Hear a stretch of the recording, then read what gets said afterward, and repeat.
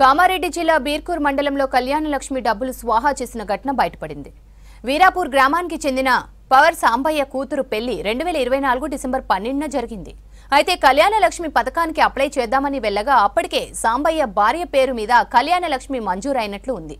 దీంతో ఆశ్చర్యపోయిన బాధితుడు మండల తహసీల్దార్కు కంప్లైంట్ చేశారు.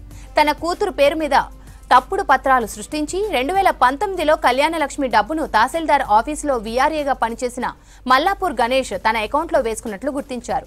పేద ప్రజలను మోసం చేసి డబ్బు డ్రా చేసుకున్న వీఆర్ఏపై చర్యలు తీసుకుని అతన్ని అరెస్ట్ చేయాలని డిమాండ్ చేస్తున్నారు బాధితుడు సాంబయ్య. డిసెంబర్ 11న మా అమ్మాయి మ్యారేజ్ జరిగిందండి. కళ్యాణలక్ష్మి అప్లై చేయడానికి వెళ్తే ఇది ఆల్రెడీ 2019లోనే అప్లై అయిపోయిందని చూపిస్తుంది అక్కడ.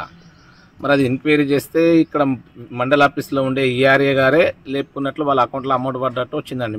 మా ఎంక్వైరీ మేము చేసుకుంటే ఆన్లైన్లో తీస్తే మరి మాకు న్యాయం చేయాలని మేము కోరుకుంటున్నాం. ఆ పేపర్లు కావాలా ఈ పేపర్లు కావాలని మాకు 10 సార్లు దింపుతారండి. మరి మా ఏ పేపర్లు లేకుండా మా పైసలు ఇట్లా లేపుకున్నారండి. 1,116 రూపాయలు లేపుకున్నారు. మరి దానికి ఎవరు రెస్పాన్సిబిలిటీ, ఎవరు లేపుకుంటారు? ఆయన పేరేందో గణేష్ అని చెప్పారండి. గణేష్ ఎక్కడ పనిచేస్తున్నాడు? ఇంతకుముందు ఎంఆర్ఓ ఆఫీస్లో పనిచేసిండు వీఆర్ఏగా. మరి ఇప్పుడు ఎక్కడ పనిచేస్తుండో మాకు తెలియదండి. వాళ్ళ భార్య అకౌంట్లో పడ్డాయి డబ్బులు. ఆంధ్ర బ్యాంక్, యూనియన్ బ్యాంక్లో మమత అని చెప్పేసి బ్యాంక్లో పోయి ఎంక్వైరీ చేస్తే వాళ్ళ భార్య అకౌంట్ నెంబర్ చూపిస్తుంది అక్కడ ఆన్లైన్లో. ఫోన్ నెంబర్ కూడా వాళ్ళదే పెట్టుకోరు. ఆధార్ కార్డు కూడా మార్చేసారు. మా అమ్మాయి అప్పట్లో మైనర్ ఉంటుంది, మేజర్ కాలే అప్పటికి అమ్మాయి. వాళ్ళంతా మొత్తం మార్చేసి చేసారు.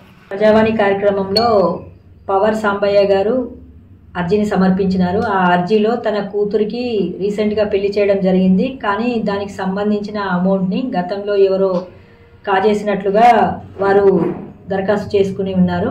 అట్టి దరఖాస్తు మీద ప్రీవియస్ ఫైల్స్ మేము వెరిఫై చేసిన తర్వాత దాంట్లో ఏం జరిగిందనే దాని విషయంలో మేము డీటెయిల్గా తమకి రిపోర్ట్ ద్వారా మరియు పై అధికారులకు దాని చర్యలు తీసుకునే విధంగా పంపించడం జరుగుతుంది. గతంలో ఈ తహసీల్ ఆఫీస్ కార్యాలయంలో పనిచేసిన గణేష్ గారు ఇటు అమౌంట్ని కాజేసినట్టుగా వారు ఆరోపణ చేసి ఉన్నారు. ఆ ఆరోపణ దాని మీద కూడా తగిన విచారణ జరిపి తదుపరి చర్యలు తీసుకుంటున్నారు.